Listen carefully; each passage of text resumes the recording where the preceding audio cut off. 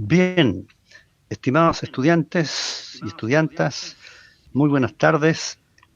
Vamos a iniciar en esta oportunidad o continuar la reunión en la cual vamos a ver la fase asexuada.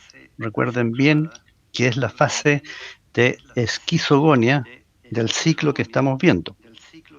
Entonces, aquí tenemos lo que ya vimos en las imágenes anteriores. Los esquizontes de primera generación producen merozoitos. Esos merozoitos salen al lumen del intestino y entran nuevamente a células intestinales, provocando lo que ustedes ya han visto, graves lesiones en las células y en la mucosa del intestino. Y estos esquizontes o merozoitos originan esquizontes de segunda generación. En la siguiente diapositiva vamos a ver la fase sexuada o gametogonia. Recuerden esto, la fase sexuada en la cual se producen gametos o fase de gametogonia.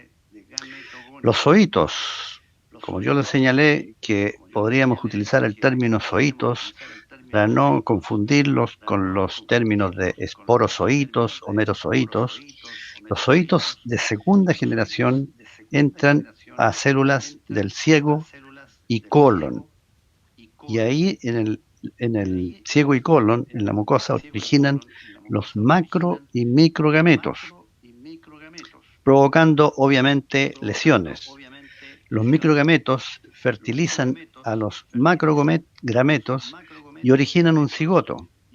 El cigoto finalmente da origen al ooquiste y el ooquiste es eliminado por el material fecal. Entonces el ooquiste se origina en la fase sexuada o de gametogonia. En la siguiente diapositiva vamos a ver aspectos de la patogenia de las coccidias. Como les señalaba yo, es un protozoo bastante importante y muy frecuente en diversos grados. Generalmente se puede presentar en un grado subclínico o también, que es lo peor de este cuadro, en un grado clínico. Se señala ahí, por ejemplo, que las coccidias atacan la mucosa del intestino delgado y del intestino grueso, provocando el trastorno de las funciones de estos órganos. No hay posibilidades de compensar la pérdida de sales, agua y nutrientes. Interfieren con el consumo del alimento y lo más importante también que interfieren con la conversión del alimento ingerido. Causan diarrea sanguinolenta, la constante destrucción que realizan los zoitos en las mucosas del intestino producen diarrea. Y acuérdense que esta diarrea sanguinolenta se está produciendo antes que se encuentren los ooquistes en el material fecal. Y todas estas lesiones predisponen a infecciones por virus y bacterias. Pueden producir, obviamente, supresión del aparato inmunocompetente, con lo cual la inmunidad también tiene problemas en desarrollarse. En la siguiente diapositiva podemos ver un cuadro de coccidiosis. Este ternero fue necropsiado una vez que se tomaron estas imágenes y ustedes pueden ver que la diarrea con sangre es tremendamente característico, es muy característico de esta infección.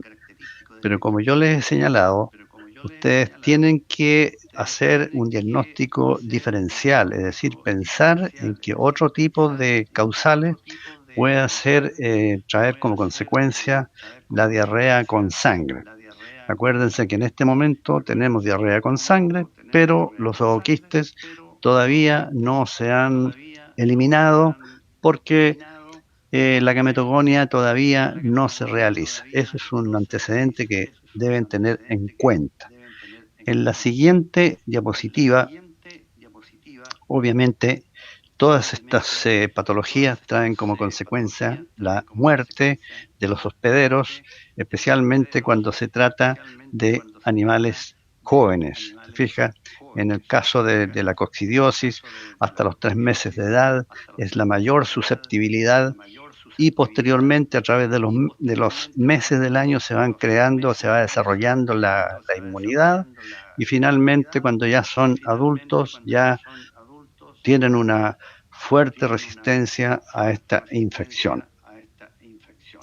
En la siguiente diapositiva vamos a iniciar otro tema que también es provocado por un protozoo, ¿cierto?, de este mismo grupo, ¿cierto?, con eh, eh, multiplicaciones sexuales y asexuales, que es el género Sarcocystis.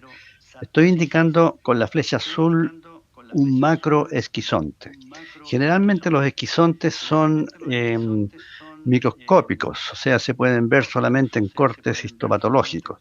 Pero en este caso, este género, el género Sarcocystis, produce esquizontes de gran tamaño que se pueden ver a simple vista, porque aquí estamos en un intestino, ¿no es cierto? Y ustedes pueden ver el esquizonte que mide prácticamente casi unos 10 milímetros, es decir, casi 1 centímetro. En la siguiente diapositiva vamos a ver un faenamiento, ¿no es cierto?, de ovinos. Y en esa inspección veterinaria que se realiza en una planta faenadora de carne, ¿cierto?, se examinan los pulmones, se examinan una serie de órganos en las cuales se detectan estas patologías para aislarlas y, en algunos casos, aislar una parte de la carne o, en otros casos, aislar completamente la carne. En la siguiente diapositiva estamos en la Patagonia, en la cual ustedes pueden ver un plantel de ovinos y los perros arrieros que generalmente acompañan a estos planteles en la Patagonia y que forman un ciclo evolutivo. Este es un ciclo evolutivo indirecto en el cual hay hospederos definitivos que son los carnívoros y hay hospederos intermediarios, ¿cierto?, que son los ovinos, pueden ser otros vertebrados como los cerdos, los caballos, etcétera, etcétera. Entonces, en esta imagen se ve claramente quiénes participan en este ciclo, ¿cierto? Los hospederos definitivos, los carnívoros y los hospederos intermediarios, en este caso, los ovinos. En la siguiente imagen tenemos que señalar algunas generalidades, ¿no es cierto?, del género Sarcocystis. Se trata de un ciclo biológico indirecto en el cual hay entonces hospederos definitivos, que son los carnívoros, que puede ser el hombre, y en el cual se desarrolla la fase de gametogonia. Y hay hospederos intermediarios, que también podría ser el hombre, en el cual hay vertebrados, ¿no es cierto?, como los bovinos, los ovinos, los porcinos, los caprinos, los equinos, en los cuales se realiza la fase asexual o fase de esquizogonia. En la siguiente diapositiva vamos a ver, digamos, una figura, esquemáticamente una figura, en la cual en la flecha roja inferior estoy señalando los hospederos, ¿no es cierto?, los hospederos definitivos que se han infectado con un quiste, ¿cierto?, al ingerir carne, que puede ser carne de cerdo o cualquier tipo de carne, y que no ha sido examinada por un médico veterinario, ¿cierto?, van a ingerir quistes, y esos quistes, ¿cierto?, se van a desarrollar en el hospedero definitivo y van a producir los llamados ooquistes, ¿cierto?, que son ooquistes que tienen, digamos, una serie de esporozoitos en su interior y que al ser ingeridos estos esporoquistes por los hospederos intermediarios, como ven en la parte superior, indicado por la flecha roja, ¿cierto? Se van a desarrollar los quistes o esquizontes que pueden infectar después al hombre o al perro y continuar la transmisión. En la siguiente imagen vemos nosotros un ooquiste que ha sido eliminado por un hospedero definitivo, un ooquiste de Sarcocistis, y lo interesante de este ooquiste es que sale inmediatamente, es eliminado al medio ambiente con 2 esporoblastos. O sea, al hacer un examen fecal, encontramos un ooquiste con 2 esporoblastos, lo que nos indica que estamos frente a Sarcocistis.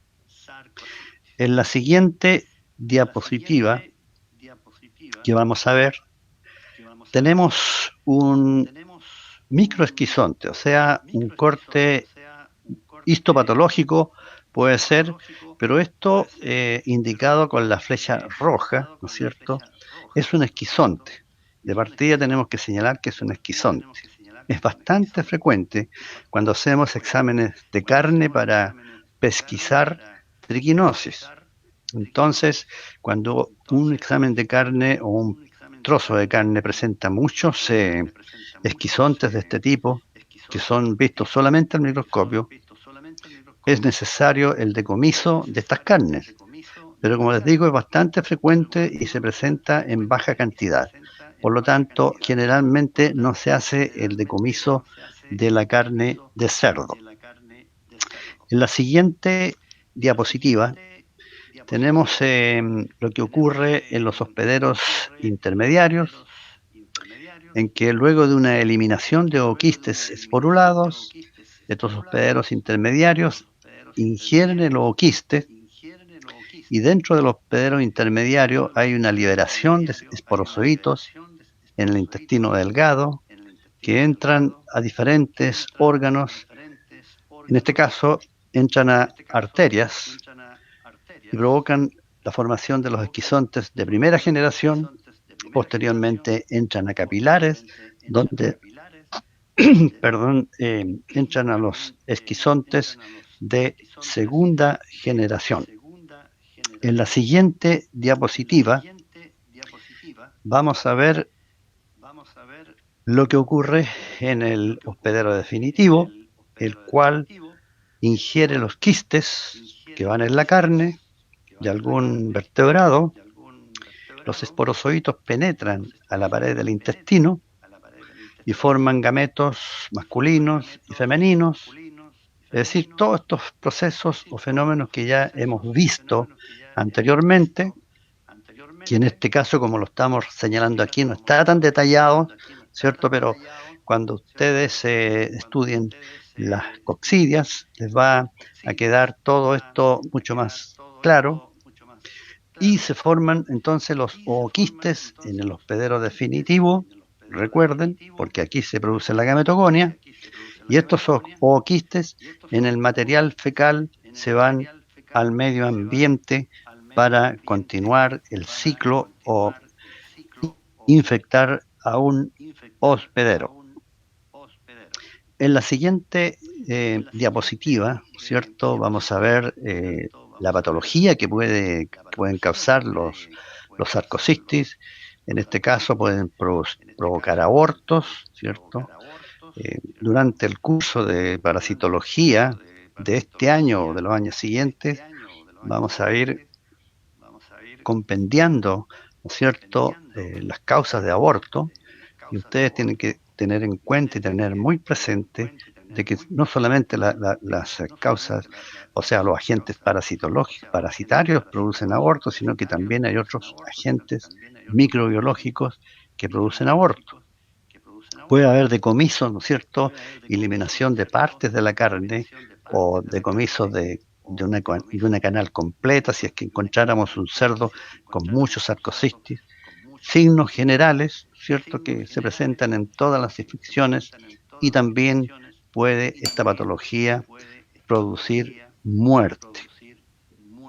En la siguiente diapositiva